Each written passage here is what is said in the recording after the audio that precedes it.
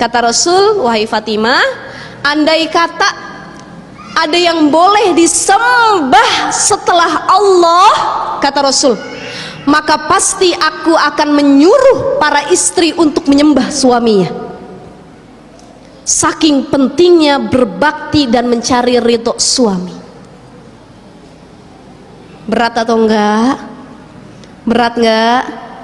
Berat ustazah. Iya, kalau suaminya soleh, kalau suaminya toleh, durhaka. Kan tolih itu kan lawan kata solih kan. Kalau dalam kamus bahasa Arab, solih artinya baik, tolih artinya durhaka. Ada takdir mubrom, ada takdir mu'alak. Takdir mubrom itu adalah takdir yang memang nggak bisa dirubah, nggak bisa, karena sudah mutlak ketetapan Allah.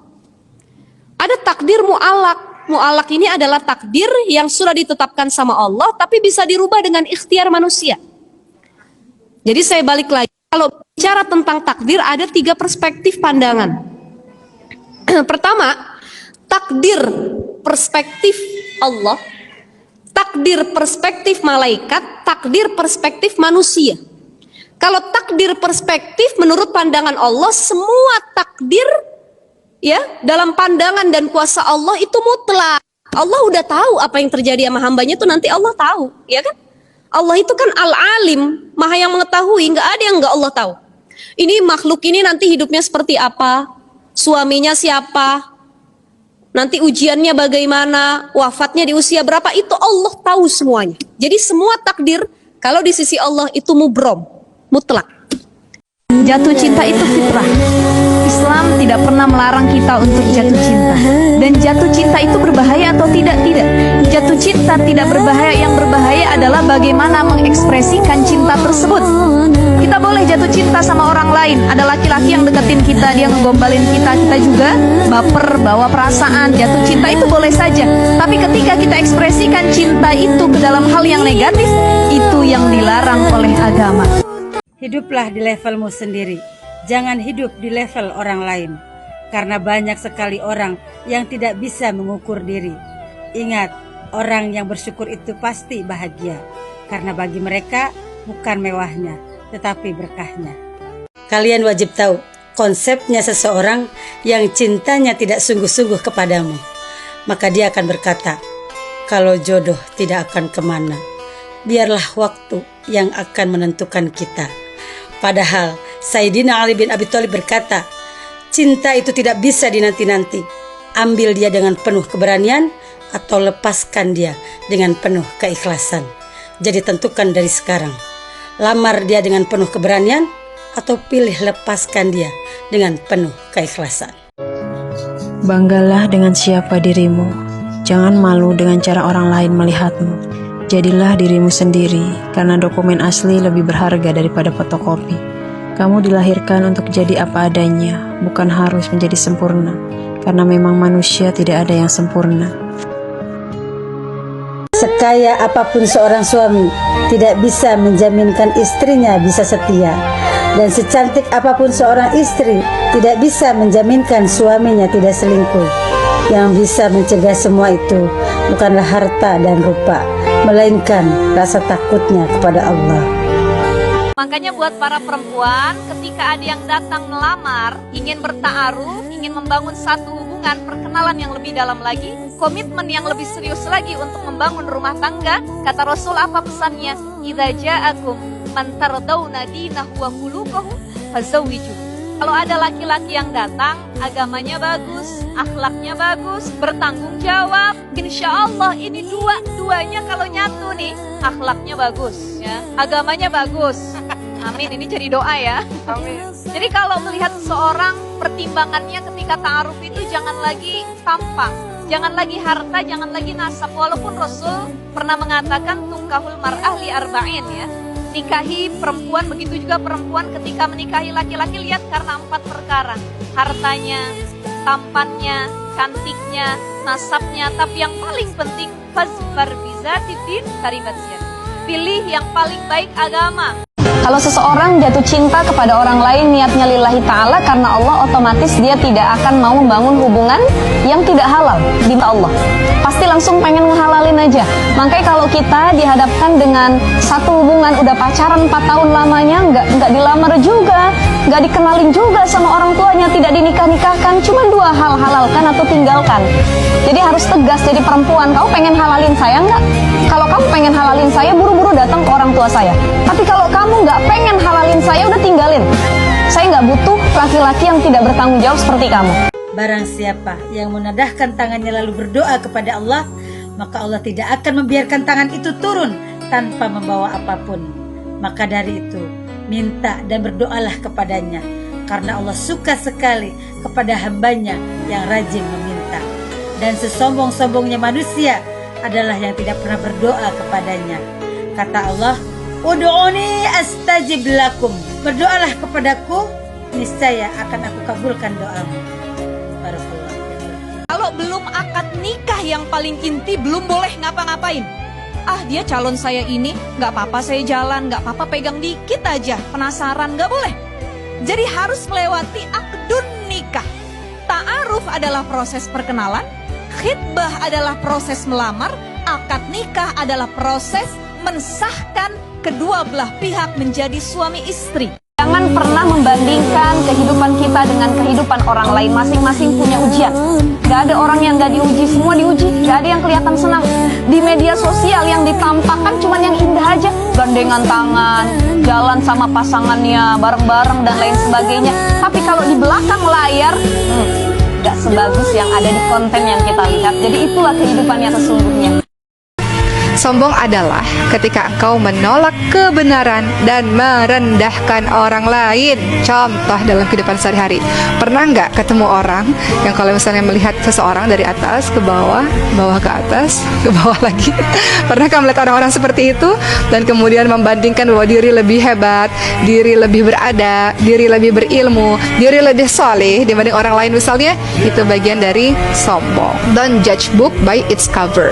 Jangan pernah ngeliat orang tuh dari penampilan aja. Teman-teman pernah nggak ketemu sama orang lain, begitu ngeliat penampilan kemudian merasa direndahkan?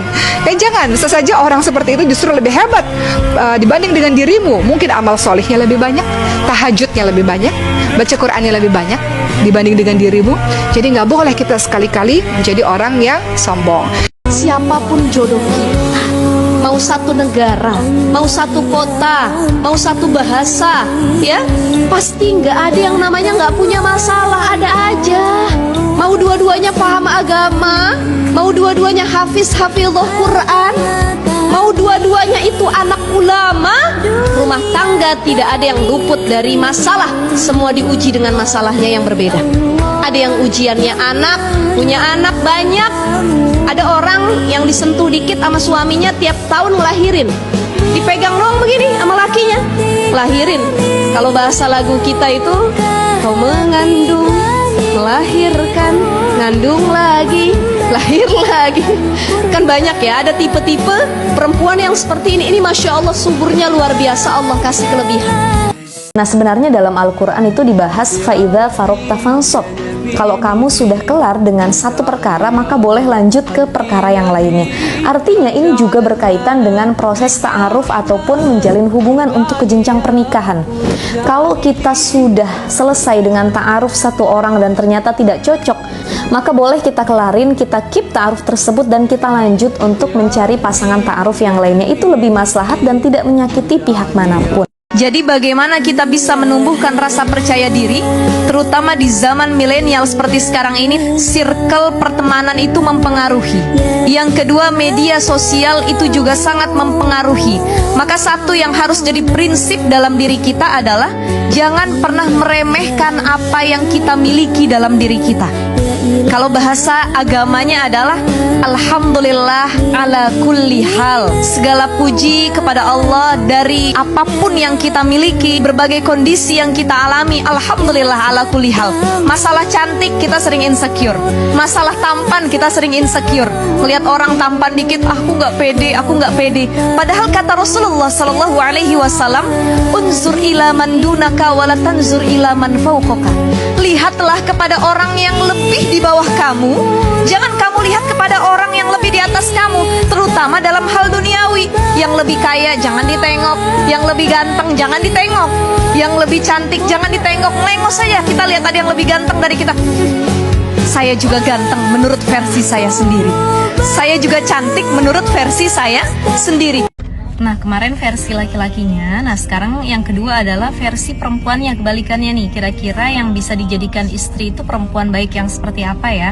Tapi ini bukan versi saya, melainkan ini adalah pandangan dari para ulama. Kiai Hasyim Asy'ari dalam kitabnya Dhau'ul Misbah fi Bayani Ahkami Nikah menjelaskan ada 6 ciri perempuan yang tidak dilayak dijadikan istri atau dinikahi. Pertama adalah annanah, perempuan yang banyak mengeluh, berkeluh kesah, tidak pernah bersyukur dan selalu tidak pernah cukup dengan apa yang dia miliki.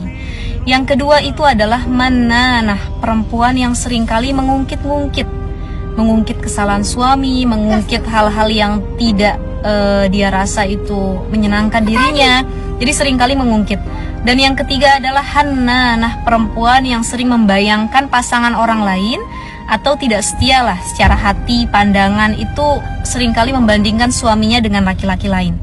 Yang keempat adalah cirinya perempuan itu disebut dengan haddaqah. Haddaqah ini adalah perempuan yang seringkali menuntut berlebihan kepada suaminya karena dia tidak pernah bersyukur dan selalu ingin hal-hal baru yang menurut dia itu harus dicapai, sehingga walaupun dia tahu suaminya itu tidak mampu untuk membelikannya atau memenuhinya, tapi selalu menuntut dengan tuntutan yang memberatkan pasangannya.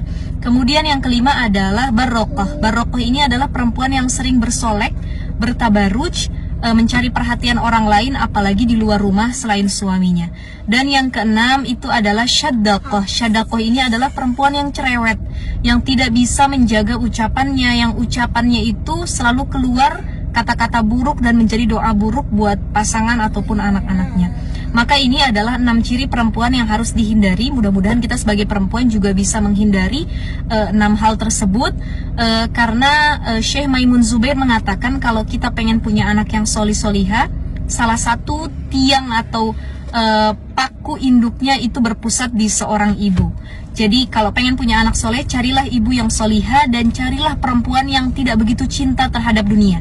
Karena kalau kita menikah dengan perempuan yang sangat cinta terhadap dunia, maka anak-anak kita juga akan cinta kepada dunia dan lupa kepada akhirat. Dalam hadis dari Abu Sa'id Al-Khudri, Rasulullah Shallallahu Alaihi Wasallam bersabda, Inna min asyarrin nas indallahi manzilatan yaumal qiyamah. Ar-rajul yufdi ila imra'atihi wa tufdi ilaihi thumma yanshuru sirraha.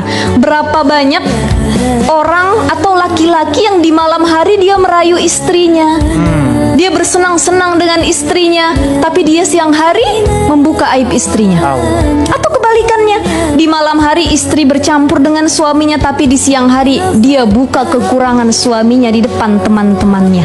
Ini kata Rasulullah, inna min asyarin nas, manusia yang paling buruk, manusia yang paling jelek di sisi Allah kedudukannya adalah orang yang membuka aib pasangannya sendiri.